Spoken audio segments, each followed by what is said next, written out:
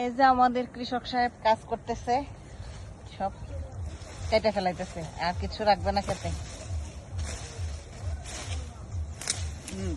পাট গাছে ভরে গেছে, আগাছায় ভরে গেছে, কেটে ফেলা ছাড়া কোনো পথ নাই।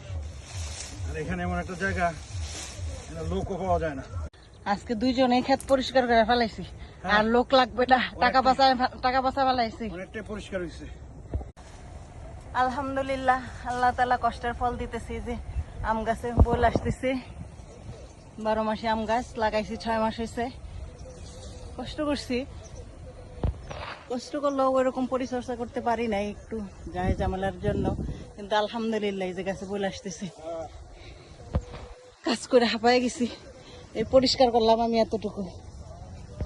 উনি খুব খুশি গাছের বল দেখে, কিন্তু উনি কাছে লিয়ে ঘুরে ঠিকই, আমি কিন্তু বেশি পরিষ্কার করি ওনার থেকে।